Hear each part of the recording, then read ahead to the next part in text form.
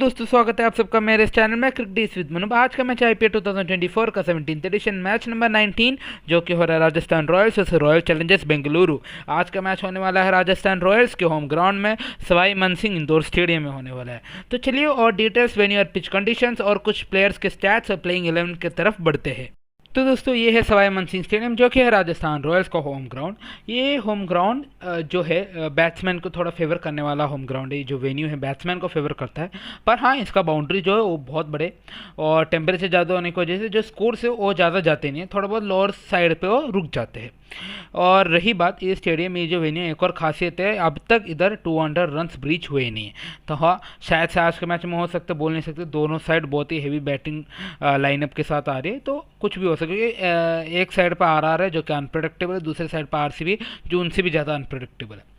और रही बात राजस्थान इस मैच में और भी कॉन्फिडेंस के साथ आने वाली है, और उसी जगह पे आरसीबी के पास उतना कॉन्फिडेंस नहीं रहना, क्योंकि एक मैच छोड़ के बाकी जितने भी मैचेस है आरसीबी हार चुके और आरआर उनके तीनों के तीनों मैचेस जीतते हुए है।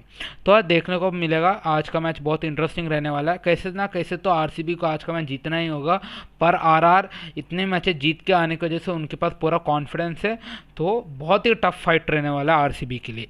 और चलिए बढ़ते हैं पिच और वेन्यू के कंडीशंस की तरफ, प्लेइंग 11 की तरफ और कुछ प्लेयर के स्टैट्स की तरफ बढ़ते हैं। तो चलिए बढ़ते हैं पिच कंडीशंस की तरफ। रॉयल्स ने उनका दोनों होम ग्राउंड जीत चुके, जैसे मैंने पहले बोला था। उन्होंने उनका अवे गेम भी जीता था अगेंस्ट मुंबई इंडियंस। तो राजस्थान रॉयल्स पूरे कॉन्फिडेंस के साथ है और आज का मैच पूरी एक अच्छी एक मार्जिन के साथ जीतने का पूरा कोशिश करने वाली। रही बात पिच कंडीशंस की तरफ, ये जो वेन्यू है यहाँ पे चेजिंग टीम को भी अच्छा खासा फायदा मिला। ऐसा नहीं था कि चेजिंग टीम बिल्कुल ही हार चुके, वो भी गेम में थे, पर हाँ बाउंड्रीज ज़्यादा होने की वजह से और लैक ऑफ ड्यू की वजह से जो भी साइड जो चेसिंग की तरफ आती, जो चेस करने वाली है, उनको थोड़ी तकलीफ़ें आ सकती है।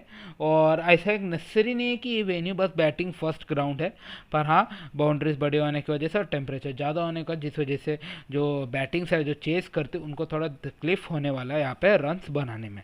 तो ये एक बात है इस वेन्यू का। तो चलिए बढ़ते हैं और डिटेल्स की तरफ। तो चलिए बढ़ते हैं प्लेयर्स इन स्पॉटलाइट की तरफ। पहले आएंगे हम राजस्थान रॉयल्स की साइड पे। वहाँ पे उनका जो एक नया रोल खेलते हुए बैट्समैन शिमरॉन हेटमायर, जो कि अभी डेथ ओवर में बैटिंग करने के एक रोल खेल रहे हैं।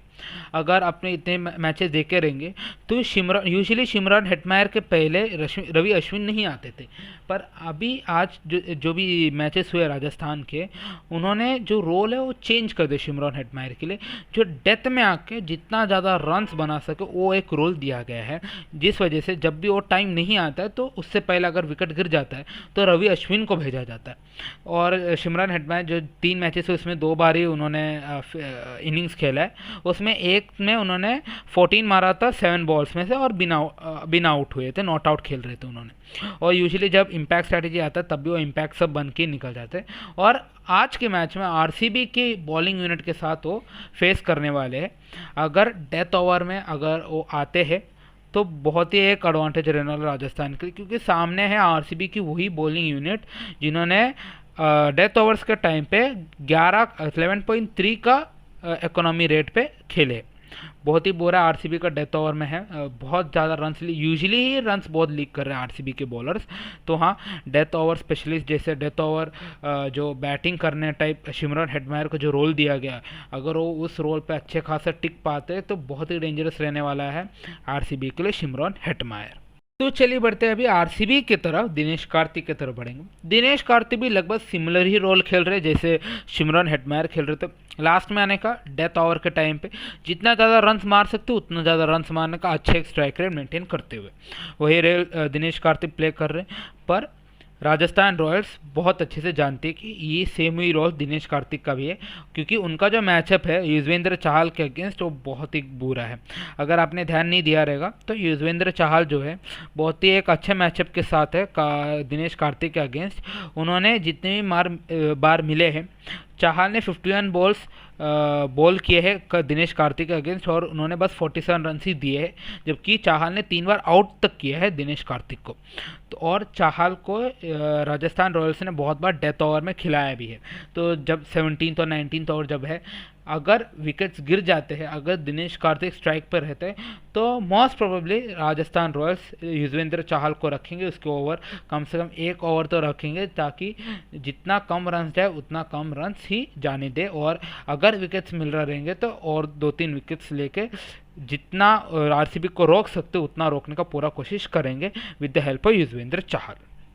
तो अभी बढ़ते हैं राजस्थान रॉयल्स के प्लेइंग 11 की ओर। इनका जो प्लेइंग 11 है बहुत ही इंटरेस्टिंग है, क्योंकि जस्ट लाइक आरसीबी, आरआर का जो प्लेइंग 11 में है उनका टॉप 3 जो है यशस्वी जायसवाल, जॉस बटलर और संजू सैमसन, तीनों के तीनों आउट ऑफ फॉर्म है। सैमसन बस पहले मैच में चले थे, उसके बाद वो भी ठीक से चल नहीं रहे। इसके बावजूद ये टीम 3 बार जीत चुकी है और 2 होम में, वो तो जाने दो, अवे वाला मैच भी इन्होंने जीता है। और जो अवे वाला मैच था उसमें इनके जो मेन बॉलर थे संदीप शर्मा निगल के वजह से वो तक बाहर बैठे थे, उसके बावजूद वो मैच जीत गई थी। तो आरसीबी को बहुत टफ रहने वाला है, क्योंकि राजस्थान रॉयल्स जो है, हाँ हालांकि उनका ट्रैक रिकॉर्ड ऐसे ही रहा कि जैसे जैसे ऊपर जाते बाद में पूरा नीचे गिर जाती है, पर अभी देखना पड़ा है, शायद से इस सीज़न में चेंज रह सकता है, क्योंकि ये जो टीम है ओवरऑल बहुत ही बेटर लग रही है। बाकी इनका जो प्लेइंग 11 उसमें तो चेंजेस नहीं आना चाहिए। संदीप शर्मा अगर ठीक हो गए रहेंगे तो आज का मैच वो खेलेंगे। बाकी उनका प्लेइंग 11 रहेगा यशस्वी जायसवाल, जॉस बटलर, संजू सैमसन जो कि उनके कैप्टन विकेट कीपर है, Riyan Parag, Shimron Hetmyer, Dhruv Jurel, R Ashwin, Trent Boult, Avesh Khan, Sandeep Sharma अगर वो ठीक रहेंगे तो वो आएंगे, नहीं तो नांड्रे बर्गर आ जाएंगे।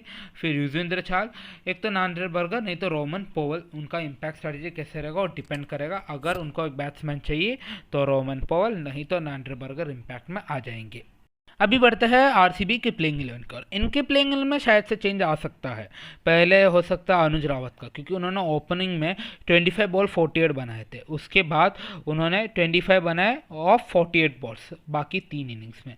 तो हाँ, उनका जो फॉर्म है बहुत ही कम दिख रहा है, बहुत ही बुरा दिख रहा है। तो मोस्ट प्रोबेबली उनको हटा के जो विकेट कीपिंग का जो रोल है वो वापस दिनेश कार्तिक को देते हुए महिपाल ओमरोर को ऐड किया जा सकता है, नहीं तो सुरेश प्रभुदेसाई जो है वो भी एक अच्छे बैट्समैन है, उनको भी लाइनअप पे लाया जा सकता है।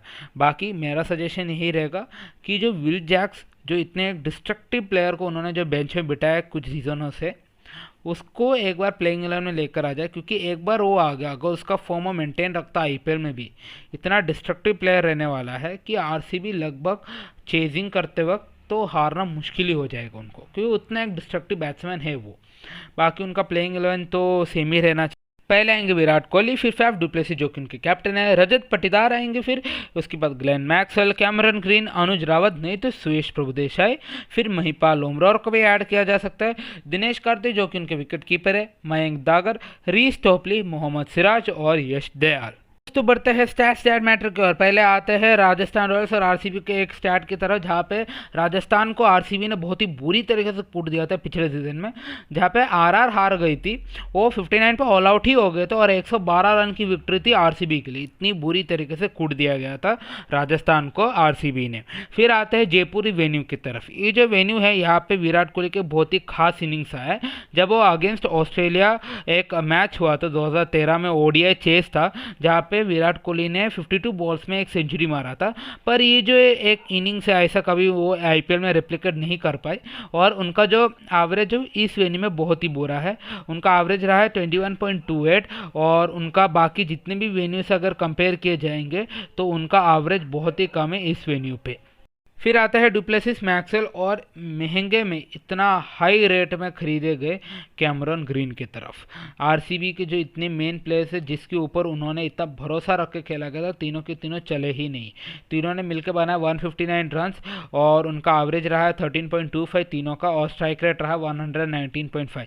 बेसिकली तीनों ना चलने की वजह से जो प्रेशर है आरसीबी के ऊपर हमें देखने को मिल रहा है, उनका जो ओपनिंग और ठीक से चल नहीं पा रहा है, क्योंकि वो पूरा प्रेशर कोहली पे आ रहा है, और बाकी का जो प्रेशर जो मिडिल ऑर्डर और जो बैट्समैन को लेना चाहिए तो वो पूरा लोअर ऑर्डर में आ रहा है। जैसे हमने देखा था महिपाल ओमरोर जैसे बैट्समैन पे आ रहे हैं, दिनेश कार्तिक जैसे बैट्समैन पे आ रहे हैं।